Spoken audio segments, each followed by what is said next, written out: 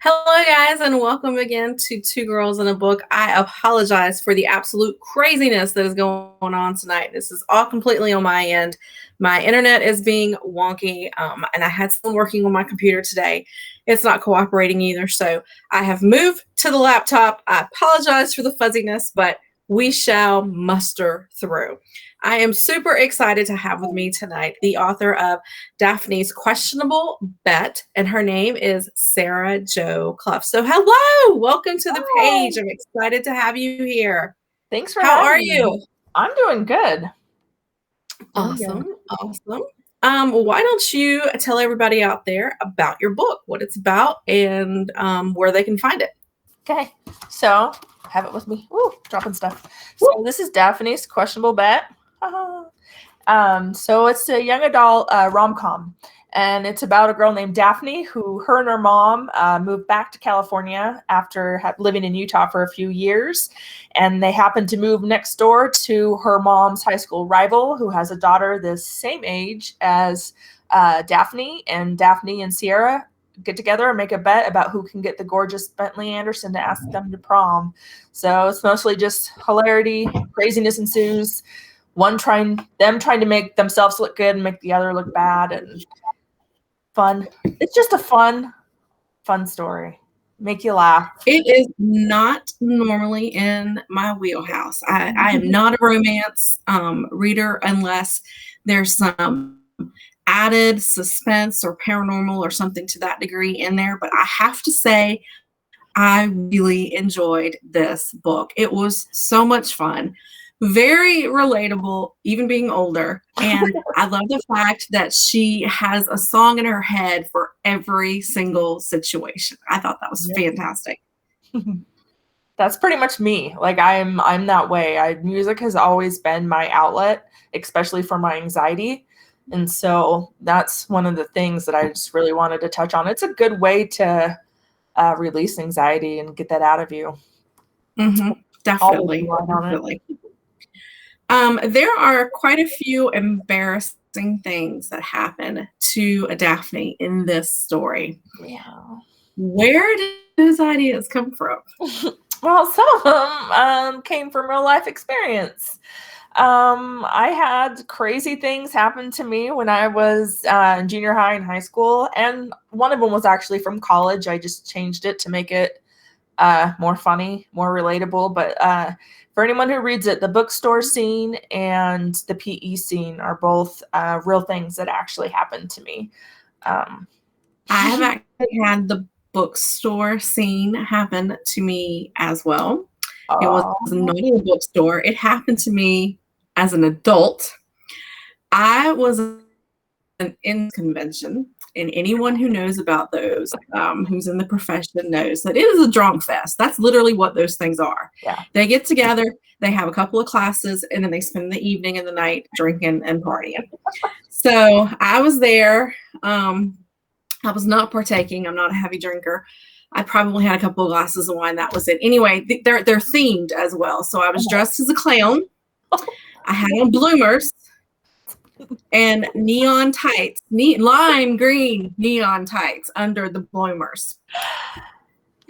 At some point in time, I developed some ventilation in said bloomers, and I have no idea how long I walked around that night with my ventilation.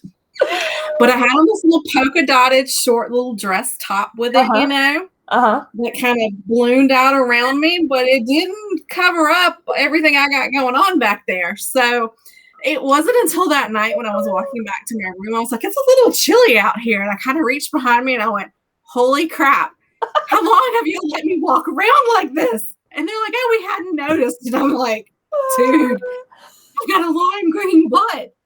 So yeah. Mine was in college, and it was at Walmart, and it was red silk underwear. So, and I had a lot of people staring at me, and I could not figure out why. Until later, my friends and I had gone to the beach, and my friend just happened to be walking behind me, and she was like, "Oh my gosh!" and like told me, and I'm like, "What?" Yeah, when I read that, I'm like, yeah, that's so believable because I've been there, done that. Yeah. Unfortunately. Yeah, that particular costume got retired to the trash can immediately. I Um, bet. yeah, there's something to be said about those cheap little Halloween costumes that you buy on Amazon. There's a Cheap for a reason why reason. there's Yeah. yeah. So no one's ever mentioned it to me. I don't know how many people saw it or noticed it. I mean, there are thousands of people at these things. So there's only like a handful of people you actually know when you go.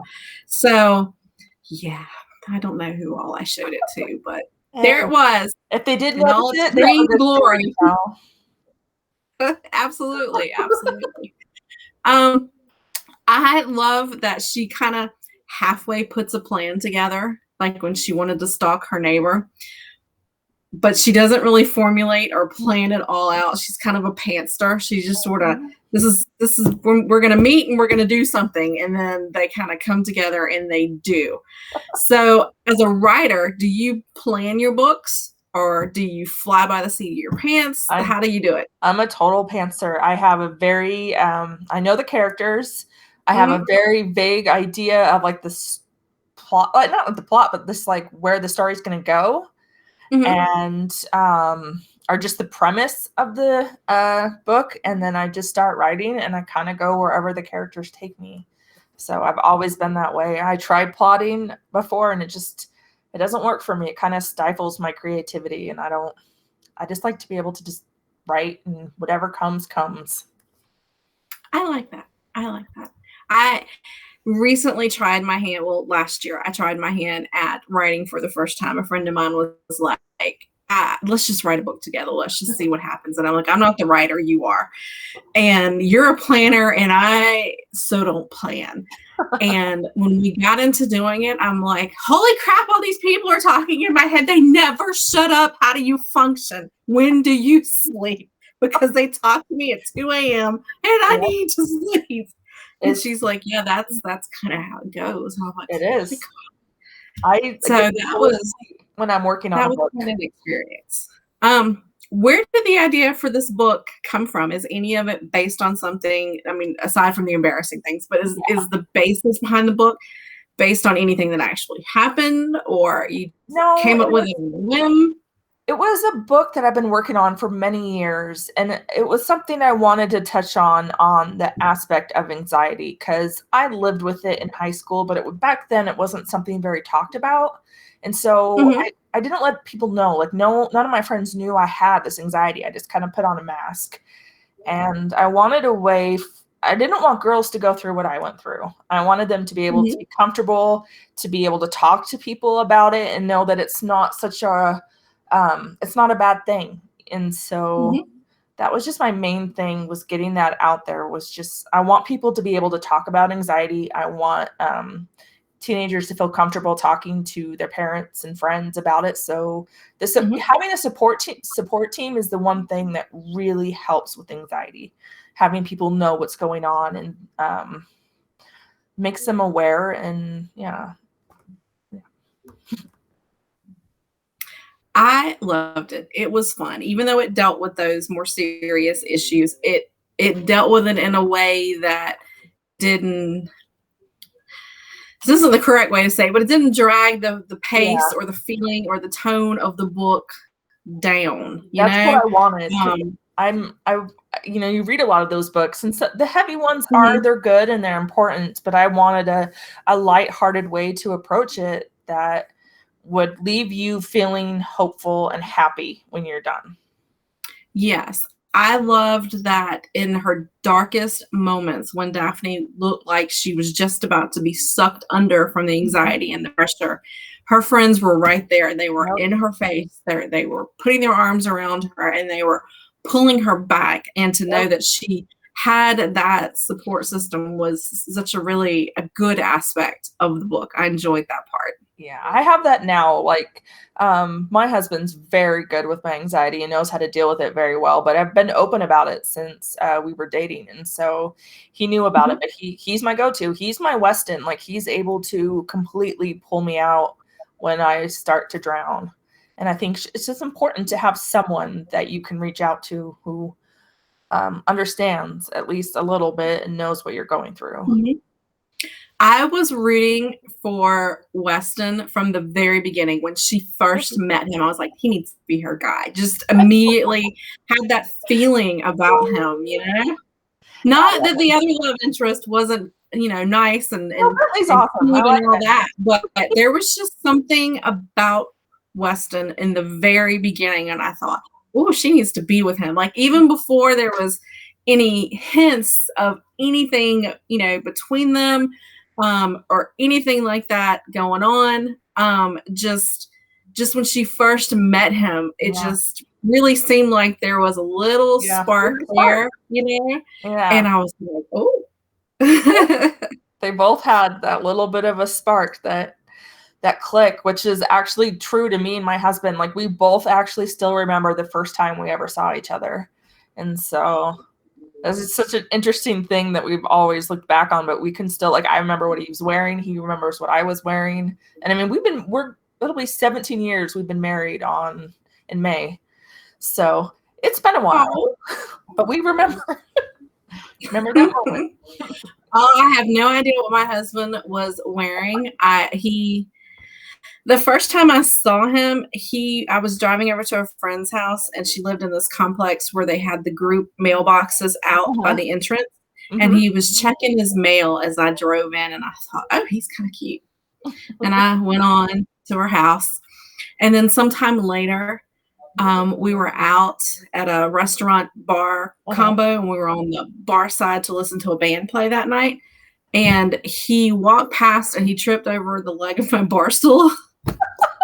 I love it. And I'm like, dude, are you drunk? Back up. I was so not nice to him, and he kept talking to me over and over again. And bless him, he had been drinking. He was a little inebriated.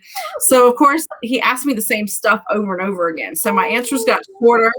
My mood got nastier. Oh, jeez. And his friends were like, dude, we need to just go.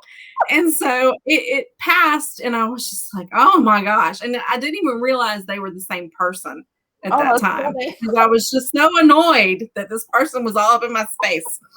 I'm like, I'm here with my girlfriends. I just came to listen to the band. Go away. I love it.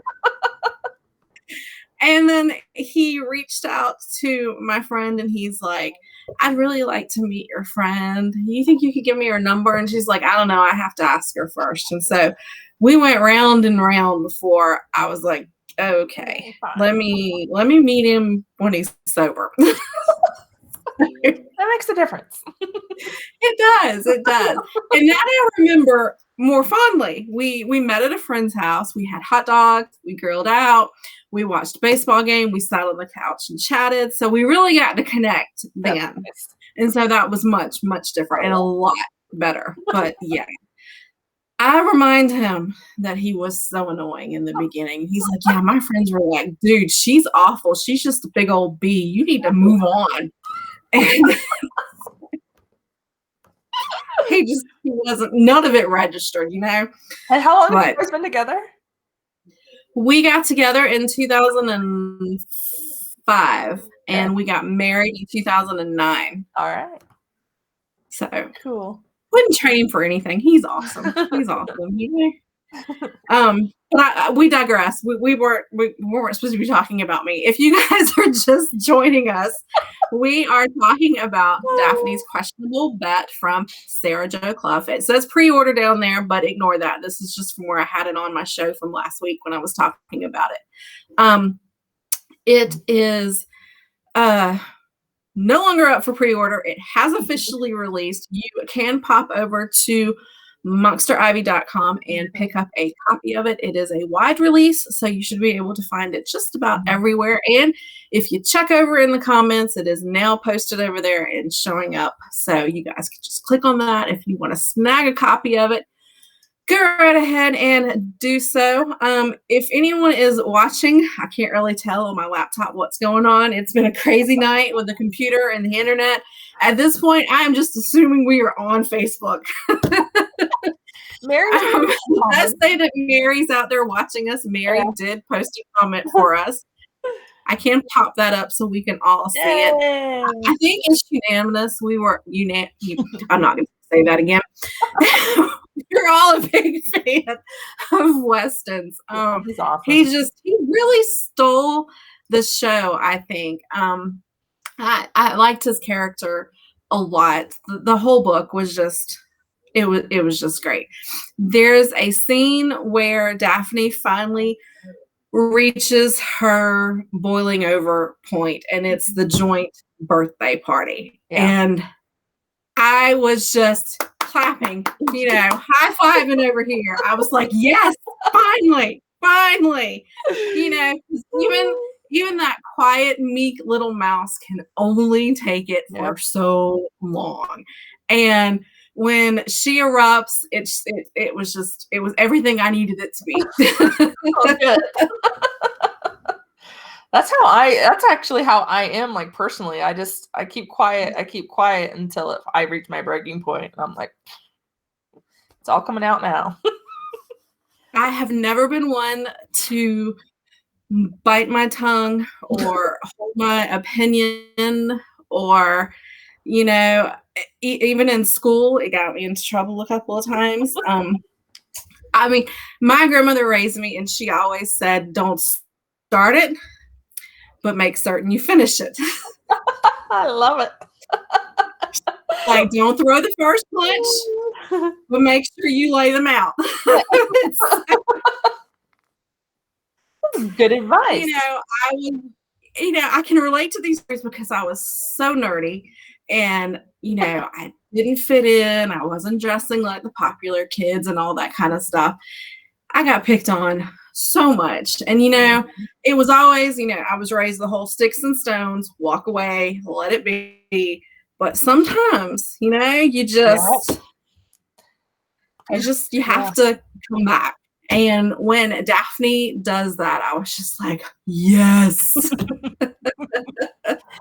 I loved this book so much. Why don't you tell anybody who's listening, again, if we have anybody, about some of your other books similar to this or in this genre that you have written? Because I know I've read one of those as well. I have two other kind of rom-com situations, contemporary. Filler Friend, which is a focus on a friendship story, but there also is a love interest, and probably some of my favorite flirting I've done to date in a book. And then The Kiss List is my other one, and I'd actually just finished the audio of The Kiss List, so hopefully that will be out soon. I can't wait. Yeah, I'm actually the one who did it, so I had a lot of fun reading it and going back through the story and remembering it, because it's been a while since I've looked at it. So it was fun to reconnect with the characters in the story, and that one's a fun one too. They're all my books under Sara Jo Cluff, aside from my dystopian series. My main thing is just lighthearted fun, just to make you laugh for a few hours, escape reality, and walk away with a smile. And it was actually your publisher, Mary Gray, and I were chatting on Facebook, and she was telling me about this book coming out, and she's like, I know it's not in your wheelhouse, but I think you're gonna like it. And I was like, I don't know. So I went on Amazon and I grabbed a copy of Filler Friend to kind of get a feel. And I was like, oh my gosh, this is so much fun. And then I immediately reached back out to her, and I'm like, I'm on board. I'm good to go. And because I got an arc, and I didn't want to take an opportunity from someone else who really, really wanted to read it, that was, that kind of enjoyed that genre and everything. And I'm like, nope, put me on the list. I'm good. And then I reached out to you and ordered a copy of The Kiss List, because she had recommended that one as well. And I haven't had a chance to sit down and read it yet, because I have been addicted to your other pen name, Jo Cassidy, and I have been reading the Harper series. I devoured the first book in no time. I think maybe 2 nights. Oh, nice. And I've gotten an arc of the second one, and I have started it, and I think I'm maybe 100 or 120 pages from being done. So my goal is to finish that Friday night, so that this weekend I can record my unboxing video for your cover reveal of that one. I'm so excited. And a review as well. So I'm super excited for that. And I love how different the two pins are. Yeah, that's why. And for anyone who doesn't follow both of your pin names on social media, they really need to, because it cracks me up when Joe and Sarah talk back and forth to one another. That is the funniest thing ever. It's just my personality too. I feel like I kind of have a split personality, because I love the fun, happy, cheesy, and then I love to be scared. Like I love thrillers. I love edge of your seat. Don't know what's going on. Absolutely. I loved your post recently where you had put something on Twitter about friendships and naming perfect duos or something. Yes, favorite siblings. Yes, and no one had commented, so you had Joe comment on there. It's a good way to make it look like I have friends. And it's so funny. It just, oh my gosh, it cracked me up so bad. I do some PR work on the side for authors, so of course I'm on their page posting as them and things like that. And then I go back as me, and I like and comment these things, and I'm like, y'all, it gets a little confusing sometimes when I'm having this conversation with myself. But most people don't know that I'm having a conversation. Yeah, they won't even know. So, I'm like, I gotta like and comment and put things on there to get the post interaction up, But I'm talking to myself. I do it every day, so we're good. Let's see. We had a comment come in. I don't want to miss that. It's not going to show all of it on here. Are you able to see the comments on the side of your screen? Yeah. Okay. So Mary popped in and she said that, well, there we go. She loves the part where, and she's talking about Weston, when he can't decide whether or not to put his arm around the back of the couch from when Daphne came back to sit by him. That was so classic. Little things like that made me adore him. I love that he was such a gentleman, because guys that age a lot of times are not. So it's so refreshing when you find someone that is, they do exist. It's not just in books. They really are out there. So it's just refreshing to have that. Yeah. It just made me love him even more. Yeah, I have a few nephews that were very much like that. One in particular, all throughout, he's married now, but all throughout high school, he was very respectful of women and very kind and very just loving and supportive. And it just kind of reminded me of that. Like, there are good guys out there. There are. Definitely. There are still some gentlemen left out there. Yes. What is next for Sarah? What can we expect from you next? For Sarah, I actually want to, I have an idea for the same world in Daphnes Questionable Bet, but just focus on a different character. Will be her story and focus. So Daphne will be in it, but just a side character. So I've started that one, and hopefully it all works out. But that's my goal. Do we get to know who this side character is, or is it a secret right now?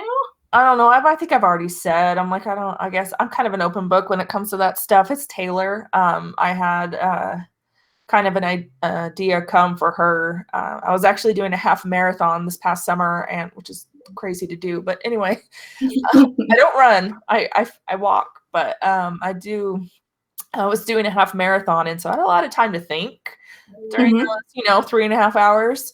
And a story for Taylor kind of came to mind, and I got really excited about it. So yeah. And Mary is excited about that. She would love to see her as a side character. I think that would be great, because we didn't get to see a lot of her, of Taylor in this. And what little bit we do, we don't really have a good opinion of her. So it would be kind of nice to kind of peel back her layers and see what's kind of going on here. It's kind of funny because, there's Veronica, and then, even Sierra, but for some reason it was Taylor that spoke to me the clearest, that was like, okay, my story's next. So cool. But if it works out, I would love to go on. I'd love to do a Veronica story, a Sierra story, have fun with it. Keep the characters because I love them all. I like that idea a lot. Where did the cover concept come from? Because all it's different. It is. All Cammy. It was You had all zero Cammy input. Larson. Well, she usually, she's great. I love Cammy. She'll usually ask if I have any ideas and stuff, but this one I didn't really have any. Sometimes in my thriller ones I have some, but this one I was like, I don't know, just go for it. Because she also she had done the Kiss List, and I actually had she did Filler Friend too. Even though I self-published it, I hired her to do the cover for Filler Friend. So I knew I could put it on her trusty hands, and she would do something great, and she did. It's very eye-catching. I like it. It's really it grabs your attention, and I love the extra little cards. I know, they're so cute. Come with those. So adorable. So for fans of yours who follow you on a regular basis, know that you absolutely love Dr. Pepper. It's a huge part of most of your books, especially Filler Friend. Yep. There were cases and cases and cases of Dr. Pepper in there. But Dr. Pepper was not the star of Daphne's world. It was her mom drank it. I gave it to her mom. Laura is the one who would drink Dr. Pepper.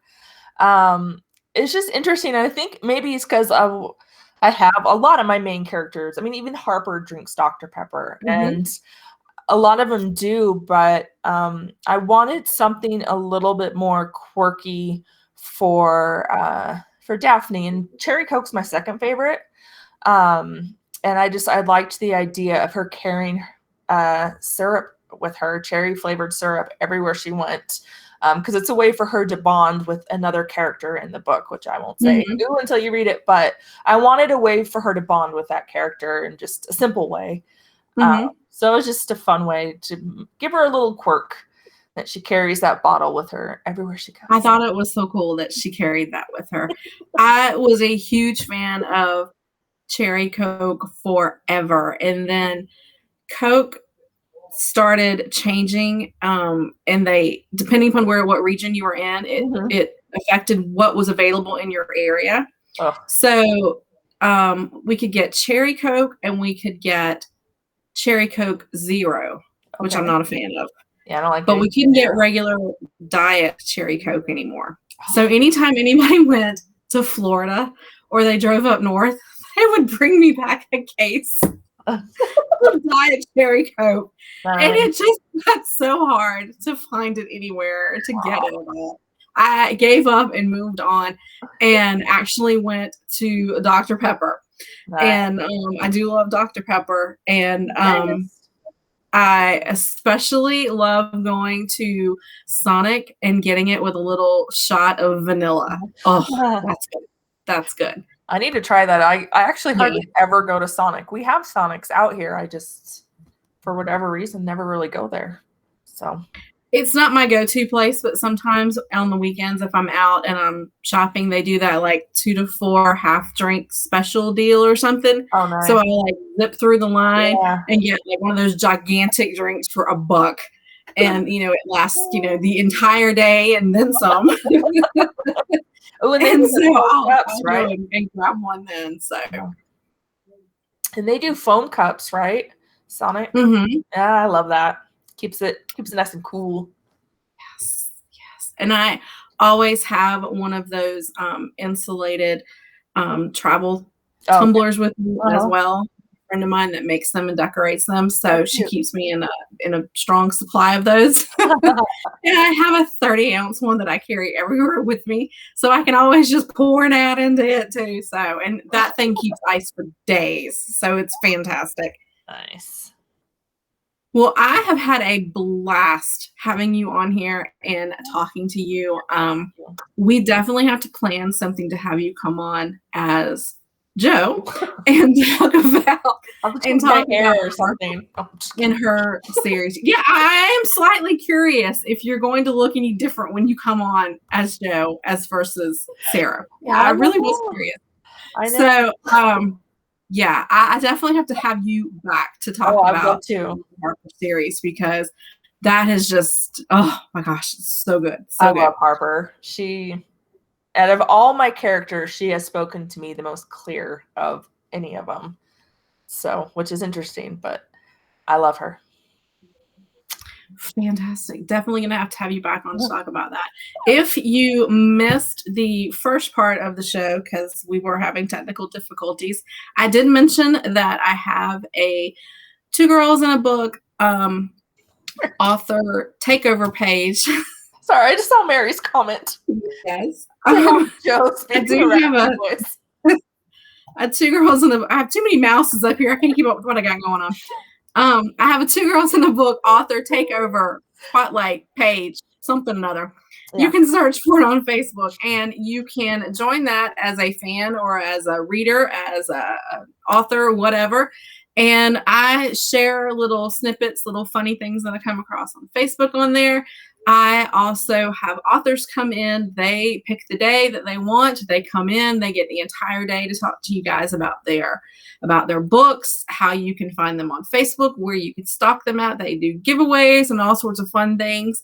And Sarah is going to be hosting on February the 9th. So make sure you guys are join the page, become friends, and stalk away, because it is definitely a very thin line between fangirl and stalking. So I really appreciate you being here. I think that is hilarious what Mary said about speaking with the voice. Yes. Oh my gosh. Have to work on that. You know, I think Jo's edgier than Sarah. So I expect her, I kind of envision her as being a little more rough around the edges. Maybe a little more leaning towards, you know, being dressed all in black or something. I don't know. She seems a little darker to me. She is. She's my alter ego. Yeah. So.